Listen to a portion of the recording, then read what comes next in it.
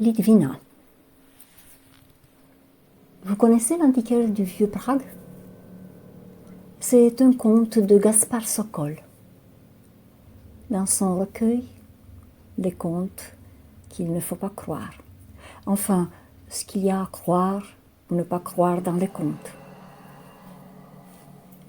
Un homme, un antiquaire de la dite ville, aimait cette forêt. Il aimait beaucoup. Mais depuis des années déjà, quelque chose manquait. Quoi? Oh, il n'aurait su le dire. Toujours est-il qu'il ne s'amusait plus comme à la première fois. Il n'arrivait plus à s'émerveiller. D'autres auraient renoncé, seraient partis vers de nouveaux horizons. Mais lui, il aimait cette forêt. L'homme commençait à désespérer de retrouver des jours heureux. Il pensa alors pour la première fois à délaisser ses escapades hebdomadaires pour se calfeutrer dans un univers intérieur réduit à quelque mélancolie. Puis, il eut une idée. Cette forêt salie, vidée de ses sortilèges, il fallait la repeupler avant que le monde fût invivable, la réenchanter.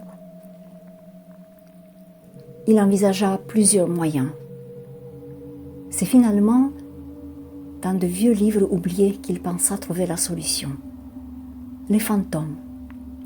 Quoi de plus gratifiant pour un amateur d'envoûtement romantique qu'un brave fantôme de derrière les fagots. Il allait donner à sa tendre amie, la forêt, un peuple entier de spectres de tout poil. Rien de plus facile.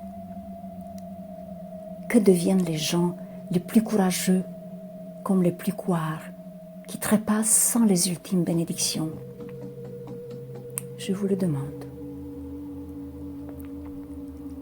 Il allait donc transformer ces colonies de joyeux imbéciles, ces hordes de crétins en pull-over ou en chemisiers fleuris, en une nation entière et ensorceleuse de lémures et de revenants.